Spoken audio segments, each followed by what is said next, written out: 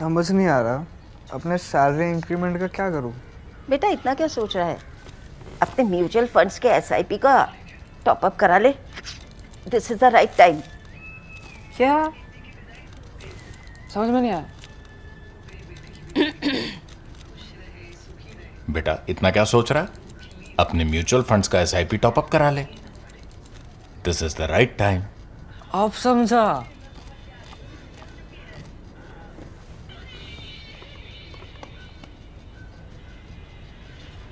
Mutual fund investments are subject to market risks.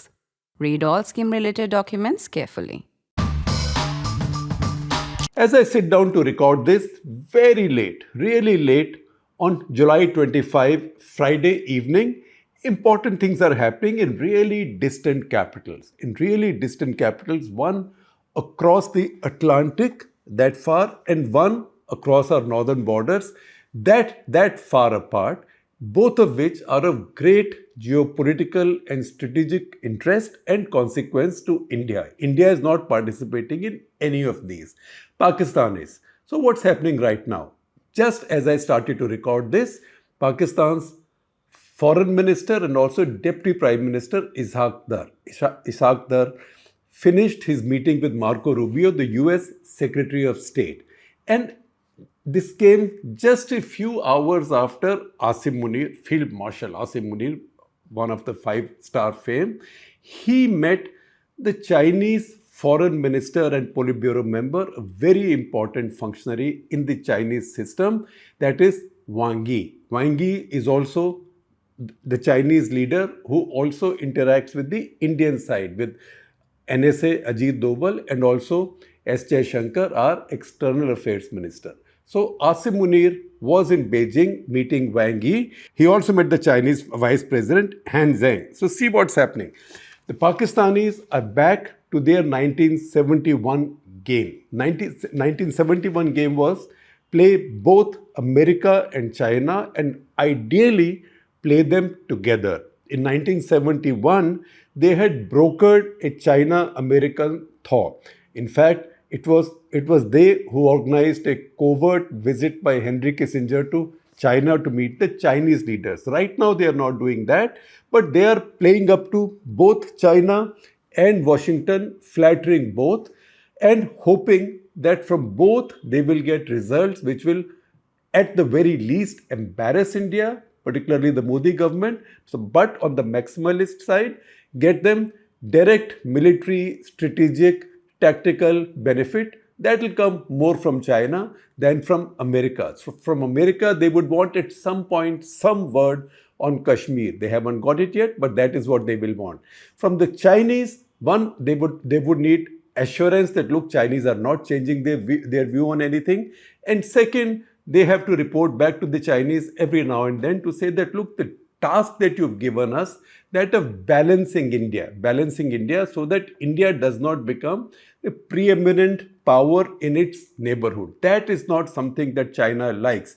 When I say in its neighborhood, it excludes China. It basically means what is called as the Indian subcontinent, what I prefer to call the Indian subcontinent, but what in the Western debate, particularly in the Western think tank circuit, which probably invented the term and has stuck with it, is called South Asia.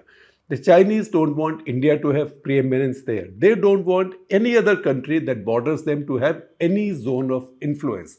It is not as if only India is being victimized in that sense. Now we don't as yet have the readout from the American side on this Rubio Ishaq Dar meeting. However, let me tell you about Ishaq Dar.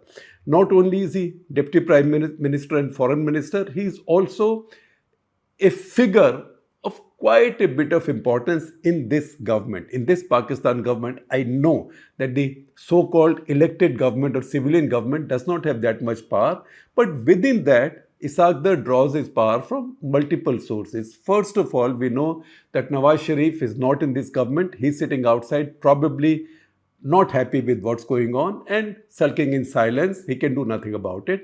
His brother is the Prime Minister. His daughter is the Chief Minister of Punjab. So he's got quite a bit of gain like that. His brother is the Prime Minister. Ishaq Dar, who's the Deputy Prime Minister, and also the foreign minister, has been finance minister 4 times in the past, has held many other positions, has been a faithful in his party, is also his sambandhi. So Asma, one of Nawaz Sharif's daughters, is married to Ishaq Dar's son. And that wedding had taken place in Riyadh quite some time back, more than 20 years back. So he's also a member of the same family. He is therefore a key leader in the Pakistani system. So on the same day, the Pakistanis have their top leader, their military chief, who basically runs the government, the most powerful man in Pakistan, sitting in Beijing with Wang Yi. Within less than 24 hours, they have Ishaq Dar sitting with Marco Rubio. Now, what was his expectation? As I told you, we are still waiting for the American State Department readout on the meeting. Usually it comes in quite quickly. It hasn't come as yet, but it will. Pakistanis would be wishing that there was a mention of Kashmir. Whatever the Pakistani media, particularly the more reliable media like Dawn, the Karachi newspaper, they've reported from the Pakistani side, it does not have a mention of Kashmir. It talks about the need for regional peace, that Rubio appreciated Pakistan's role in maintaining regional peace, etc. Ishaq Dar thanked Donald Trump through Rubio for bringing about peace during Op Sindoor, etc. That is something that we've heard before. But how desperate the Pakistanis are over that Kashmir mention, we saw the other day when the State Department spokesperson was constantly asked by a Pakistani journalist if the US would mediate when Rubio meets Ishaq Dar. And she said a bilat is about to take place. She did not say that the US will mediate in Kashmir. However, you will notice that a whole bunch of tweets appeared, many of these under Western names. And these are genuine living beings, but everybody runs their front people, front men and women. These tweets ran saying that the State Department spokesperson had said that the US will mediate between India and Pakistan over Kashmir. That is how desperate the Pakistanis are. So that is playing out in Washington. What is happening in Beijing, however, is of greater immediate importance because Washington presidents will change, administrations will change, Trump will wake up the right side of the day one day, the wrong side of the day one day, all that will go on. You can work with that system. The Chinese system is different. And the China-Pakistan strategic relationship since 1963, 62 years, has been probably the most stable and reliable for the two of them and troublesome for India, strategic relationships in the history. That's the reality. And see the language they use. So the readout from the Chinese side on that meeting, in many ways, reads the same as the Pakistani side's description because both use the same line to describe their own friendship. That is, ironclad friends and all-weather strategic cooperative partners. Then there is something which I'll repeat to you. Maybe I'm being cheeky, but it's something that I'm noticing all the time. Because there is no mention anywhere of Pakistan's prime minister or Pakistan's government. So the Chinese readout in this case, and the Chinese don't write these things lightly. The Chinese readout says, in recent years, that our relationship has been getting better and better. That is, Chinese-Pakistan relationship has been getting better and better in recent years under the strategic guidance of President Xi Jinping, and Pakistani leaders. So there is no mention of a Pakistani leader, and this is done in the presence of Munir. So obviously the Chinese are not saying Munir because Munir has just taken over, but they also don't want to give credit to any Pakistani leader because they don't want to see a Pakistani leader, another sovereign country's leader, any leader as being an equal to the Chinese president. Then the Chinese statement says, China will, as always, take Pakistan as priority in its neighborhood diplomacy. Now, that is something that also runs consistently in Chinese statements on Pakistan. In 2023, 2 years back, April 2023, when Munir had gone to China, he had met Zhang Yuxia. Zhang Yuxia was vice chairman of Central Military Commission. That's almost like a top general, you might say, vice chairman of the Central Military Commission. Xi Jinping is the chairman of the Central Military Commission. As you know, in China, the military reports to the party. It comes under the party. In that statement also, Zhang Yuxia, vice chairman of the CMC or the Central Military Commission, had said, and I quote, China always puts Pakistan in priority in its neighborhood diplomacy, right? When the Chinese say that neighborhood diplomacy, what do they mean? China has a very large neighborhood and many countries in its neighborhood. So they are not, when they say neighborhood, they don't mean Russia, they don't mean North Korea, they don't mean Mongolia, they don't mean Vietnam, etc., etc. The only region that they mean is the Western neighborhood. The Western neighborhood where Pakistan, India, Bhutan, Nepal live. That is where they mean. They are not safe. They are not putting it like that, but I am reading between the lines. It's quite safe that when they say that China always puts Pakistan on priority in its neighborhood policy. That was something said 2 years back. The exact line has been spoken now. This means that they are telling the Pakistanis that in your region, in India's neighborhood, you will get our priority. That's the reassurance that Pakistan needs all the time. In fact, 81% of all Pakistan's defense equipment is now of Chinese origin, and that percentage is only going to get higher and higher. In case you think I'm drawing too many conclusions from just this bit of evidence, this is not as simple as that. On 19th of June, Trump was hosting Munir at that dramatic lunch. It was a dramatic turn. First, people thought Munir is going for that parade. Then it came out that he's not been invited for that parade. In fact, no country's chief has been invited for that parade. But he landed up in the US nevertheless, floated in shopping malls and also talking to the Pakistani diaspora. And then suddenly, the invitation to lunch at the White House came in.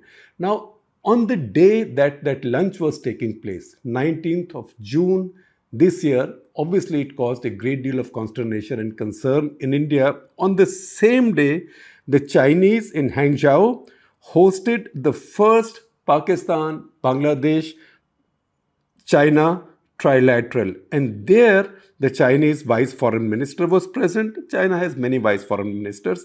A Chinese vice foreign minister was present, as were the foreign secretaries of Pakistan and Bangladesh. And they also decided to create a structured trilateral mechanism. All that happened again, one in China, Hangzhou, the other in Washington. That's the reason I'm tying these threads and drawing these conclusions. Now, obviously, India is not sitting quiet. Meanwhile, Jaishankar has traveled to Washington. America issued that statement. In fact, Marco Rubio issued that statement declaring TRF a terrorist organization, also an avatar of Lashkar-e-Toiba, if I'm allowed to use that expression, and also holding it responsible for Pahalgam. Now, we know that Lashkar-e-Toiba is based in Pakistan. So, without naming Pakistan, he drew that connection. So, India got a substantive statement out of Marco Rubio and the US government. So, it's not as if India is not doing anything. And Prime Minister Modi also, as I record this, he is in Maldives as a state guest, again resetting and strengthening his relationship with one more country in our region. Generally, in what the Chinese call their neighborhood, where they tell the Pakistanis, they give the Pakistanis priority. And that's where India is also shoring up its relationships. I can also see some amount of thawing from India towards Bangladesh and between India and Bangladesh. So this game is on. That said, I will just conclude this with a line that I caught Munir as having said the last time he was in China in April 2023. Now you will find that usually the Chinese and the Pakistanis say our relationship is higher than the mountains, deeper than the oceans. However, Asim Munir went one step ahead of that. He said, our relationship is higher than the mountains, deeper than the oceans, sweeter than honey. So you can see what is it that the Pakistanis are doing with China, what is it that they did with America, particularly recommending Trump for Nobel Prize. They are using extreme flattery on both sides. In one case, they are trying to get more out of their old friend and India's chronic adversary, not enemy, chronic adversary, China. On the other hand, they are trying to pull or charm the US, which used to be their ally, friend, patron, but has been very friendly with India for the past 20-25 years, they're trying to pull them away even a little bit from India. Because even if they pull away by 5 degrees from India, it's a net strategic gain for Pakistan. That's the game that's playing out right now.